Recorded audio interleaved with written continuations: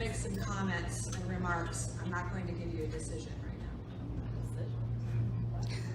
Let me just have a chance to speak about where I come from.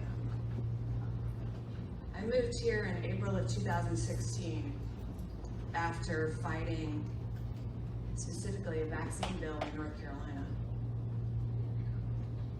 And I'm one of, several hundreds of moms fought that bill and shut it down in a month. It was brought up by a Republican senator out of Mecklenburg. When I moved to South Carolina, I immediately tried to find the same people, the same fighters. And it was quiet, apathetic, and immediately said, we gotta do something, we gotta connect. Now, I had never engaged, I'll say this, I was an every 4-year voter. I started really engaging when Obama came out in 2008 because I was really frightened of Obamacare. But when I moved to 2016, I said, I hadn't even registered yet at that point. But I, flailing around, I called Trey Gowdy's office. He was doing the 4th something, whatever he does, and I got on his list, and I knew I had a meeting with him in October. Done. Next thing I did, I call up, I get on scstatehouse.gov, and I call the number from my House representative, and lo and behold, it's, "Hi, this is Gary and Brenda Smith. You've reached our home residence. We're not home right now. Please leave a message and I'll get back to you as soon as I can." I said, "What? In South Carolina, you can call somebody's house? What is this?" Gary promptly called me back from his cell phone, noted. Now it's in my cell. And he agreed to meet with me at Coach House. And I met with him like this. So, and I didn't even sit down with him. I stood with him in the lobby as he was talking to all the people he knew, and I just said, "So you're gonna do this for me, and there's these things, and I need these things, and what are you gonna do about it?" And he looked at me and said, "Okay," just very affronted by my approach. I walked away. I started seeing him at, my kids started we're going to Southside Christian. I started seeing him at Southside Christian. And I started to get to know him, and I realized that I was, I'm not generally from the South. I mean, I've lived in the South quite a bit of my life, but I could be abrasive. And so I realized that approach with him was not opening him up.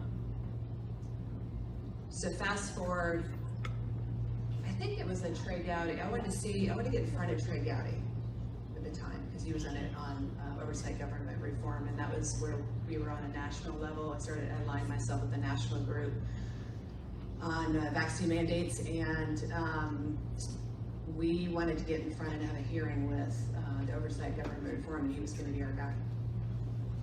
So I wanted to get in front of him. He was at this meeting, and I said, why did I not know about this? How do I get to know these things? So I immediately plugged into the Republican Party. Walked into reorg in 2017, and I think it was a makeup meeting. And I walked in and they said, I thought I was just going to be attending a meeting and watching what was going on and observing. And I stand up there and they said, "Oh, Malden 7, not even organized. You want to be EC? Okay, $35. And, because they were, an extra 15 for the state delegate. I probably didn't have a chance. Nobody did.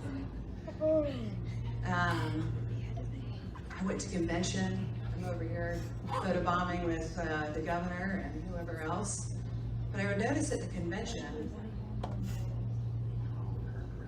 at the first meeting, there was the elected, vice chairs. And I don't have no problem. I can sit there and say, yeah, I'll do it. I'm game. And I noticed this kind of thing going on. There was nominations. I didn't know there were supposed to be nominations, and I guess I can't stand up, and it just was very confusing. I just started seeing, like, that looked orchestrated, or that looked kind of odd to me, or whatever. So, but anyways, I started attending meetings, and I think at the time I started that, I actually showed interest in running for county council, and Presley contacted me on Facebook, because we're both with Fred P. Jennifer, do you want to run? Are you interested in running? I don't know, I guess so. Contacted a guy to run my race, and I was, I don't know. And so anyways, I ended up not doing it or whatever, but I started, attending Greenville Tea Party meetings. And, there was kind of a, Greenville Tea Party was, alive, and a lot of things going, speaking, so on and so forth, and then there was the GOP. And I started noticing this pull between the two of them. And I've said this before, I mean, maybe you've heard me before, there was this, like a child of divorce. One person, Jennifer, come over here. We want you. Why? No, he's whatever. We need you over here. In fact, I think the picture of Larry and I are over in Fitz News. That's at a Greenville Tea Party.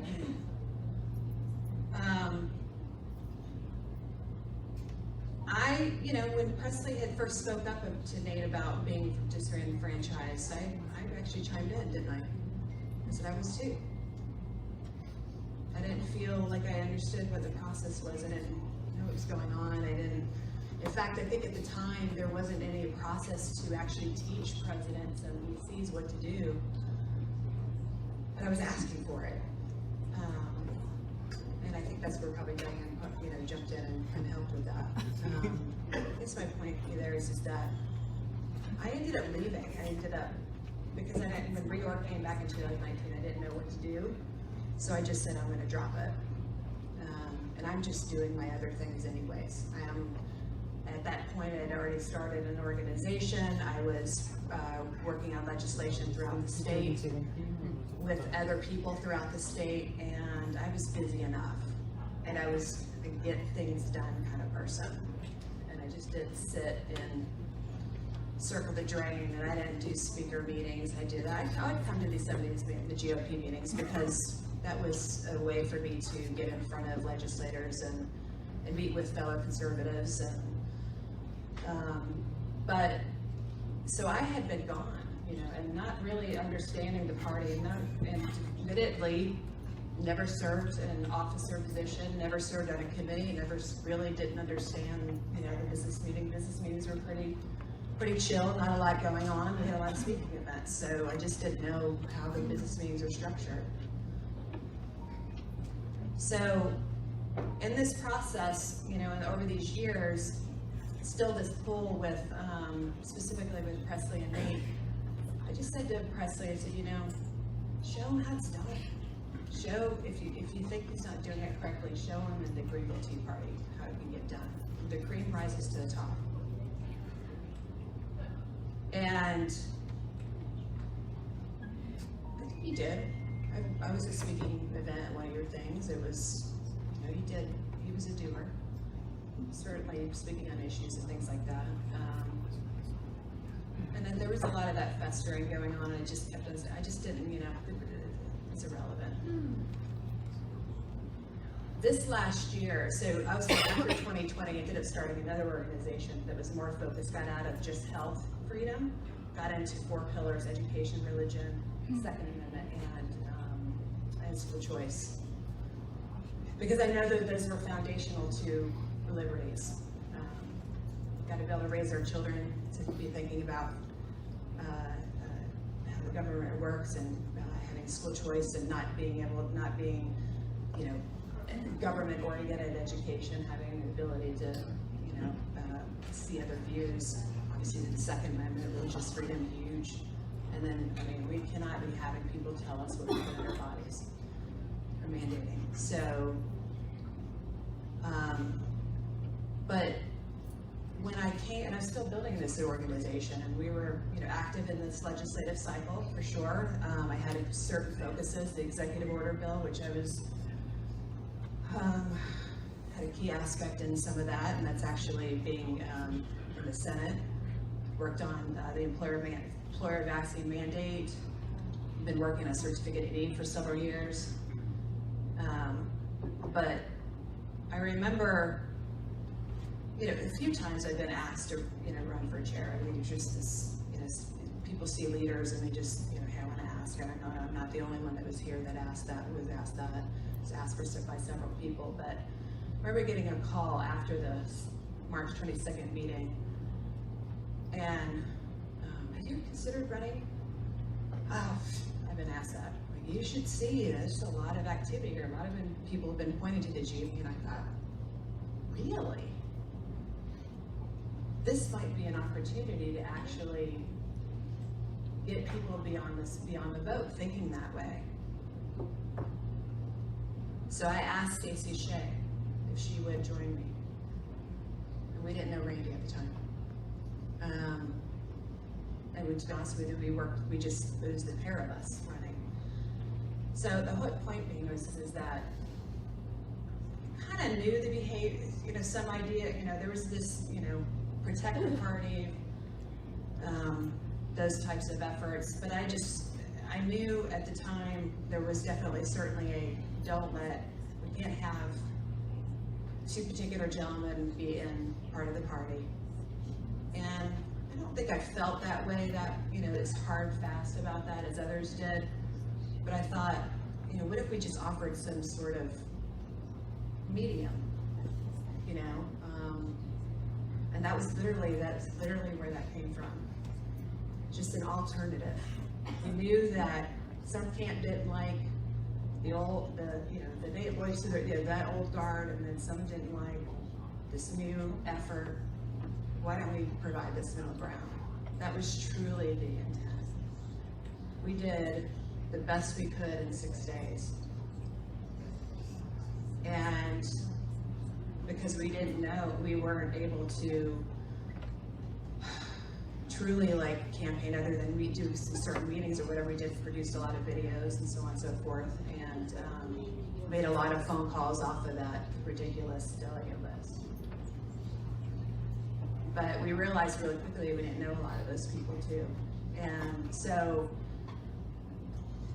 we came here with this intent of really trying to bring in people and get out beyond the vote effort, the civic engagement, the understanding how to work with the legislators, and or if they needed to, vote them out, figure out how to, there's a whole process to that. There's a way of getting, being effective in that manner. And we didn't want any part of this larger effort. And we did hear rumblings of this stuff as we were the precinct, specifically about the precinct, people that were frustrated by the organization. And that the amount of people kept growing. And obviously after the election, so we kept continuing to hear more about it. And I don't have other than my deep desire to engage you and you to do this beyond the vote stuff, I don't hold this position up in a pedestal. I don't. I really don't. It's an avenue, but I have other avenues. Oh, good. Good for you. So I wanted just to say that I don't think, in the business meetings, as you guys have noticed, not only am I new to the rules, right? I didn't read these rules. I had to get to know them pretty quickly. In the business meetings, if I ever run a business meeting, no. So a lot of the things that you saw from me were I was surrounded by not a lot of knowledge base and had to figure it out. And yes, in the beginning, I certainly relied on knowledge base and then I started learning that, okay, I need to have, what does the rules say? What does the plain language of the rules say? In the heat of a meeting, I don't always know the answer. And sometimes it takes coming back and leaving and saying, okay, did we break the rule? What was the situation? Yes. And it's been, for y'all to you haven't really got to know either one of us in these business meetings because they're pretty heated. They're a lot of pressure, a lot of newness. It is not my best, where I'm best at. But I think we're at a point here, I think I needed you guys to know that when I set this committee up, it really was, despite what people thought about the bias of us sitting here, I had absolute faith that every single one of these people are upstanding individuals.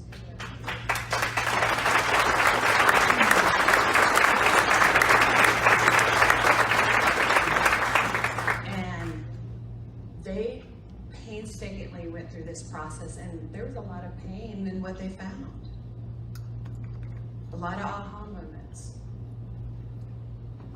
And it was unsettling, I think, for many. We've had a lot of conversations and texts and frustrations and all of that, and I am so proud of what they did. Did they do everything? I mean, to be honest with you, when he took it over, oh, we should be able to, the rules, this is the deal, or whatever, this should be, whatever, and he opened it up, and it's like, well, we can't shut this down now. We can't give a report that's just not going to be fully, exhausted the way we exhausted, so we did extend it. There's been a lot of talk about the background of that is that there's some nefarious reason. Got to find something to justify or whatever the deal was, and the assumption of nefarious activity is just deeply insulting in front of fellow conservatives. But it happened. And it happened. And I think we have to come away from this and say, ultimately, that this is not where we should be fighting. I absolutely agree with that. And whatever goes on from here at the point forward is that I'm going to tell you this. During 2020, which is during the Trump tenure, the stuff that we saw went down. Trump was president. So what I'm trying to say to you, though, is that what happened, though, was within this state. The things that we saw are a result of years and years and years of inactivity and apathy. With 8% turnout on a primary compared to 12% on the Democrats with a primary, there's apathy here. That's even just in elections. I don't fault people for saying, I was there with y'all every 4 years, and even some of you guys did vote on primaries, but we are sending our legislators out on an island with sharks surrounding them.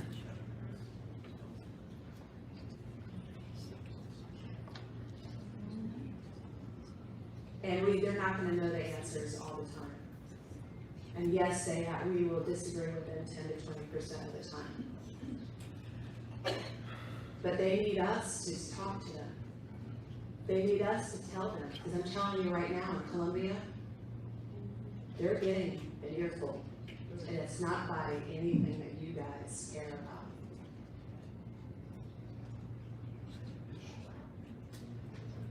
So, whatever the decision comes from this, it's not about growing the party. It is about getting out and getting into your precincts and figuring out what those issues are that are important to you and driving them home. And because this stuff here is a distraction. I have this, and I'm telling you this because the fact that we went through a full legislative season that, for instance, we didn't pass an employer vaccine mandate bill, there's going to be some pain until they come back in office in January. There's people that are going to be mandated to have a vaccine. I mean, that's just one example of things, but my point is that we didn't drive any of that home. Because we were swirling in this. So I'm not, and I say this is that I just say so don't let up on engaging. And whether I'm here or somewhere else, I promise you I'm here to help you get there. And that is what I care about.